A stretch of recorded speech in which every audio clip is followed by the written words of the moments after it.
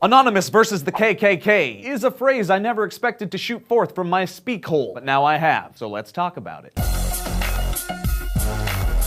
Late last week, the notorious hate-embracing, white-loving KKK added to the tension brewing in Ferguson, Missouri after they distributed these flyers throughout the city. The too long didn't read summary of said flyers is that the KKK warns they will use lethal force to defend their community against peaceful protesters that get too unruly in response to the upcoming announcement of the results of the grand jury investigation of Officer Darren Wilson, who is the man that shot Michael Brown. The local chapter threatening to combat violence with violence is the Traditionalist American Knights, and they just doing what the KKK do. But in doing so, they inspired the online hacker collective Anonymous to do what they do. And what they did was hack 2 official Ku Klux Klan Twitter accounts as well as shut down a bunch of KKK affiliated websites. This was all part of Operation KKK, hashtag OpKKK, which is a digital B-slap to Whitey. At Ku Klux Klan USA and at your KKK Central were compromised, and Anonymous tweeted numerous times from both, and each tweet was like an annoying pointer finger continuously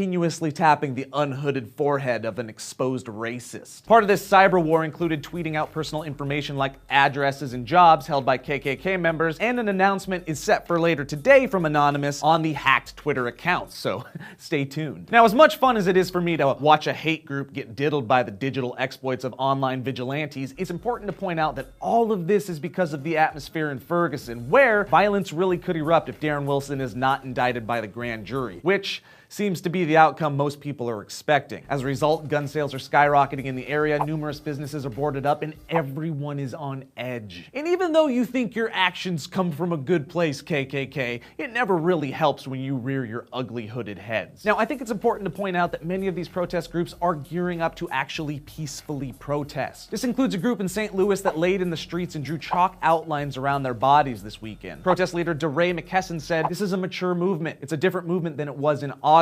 Then it just had anger, justifiable anger. Now we are organized, we are strategizing, we are going to bring our message to the power structure." Other groups hope to quell the violence before the violence even starts, but that will be easier said than done. It's a powder keg down there, and there are just too many people that are willing to provide a spark. But you guys, weigh in on all of this stuff down below. What do you think of the KKK flyers, the Anonymous response, and the situation in Ferguson? Let us know your thoughts in the comment space. We'd really appreciate it. I'm Joe Beretta. Thank you for listening to my words. Cue outro.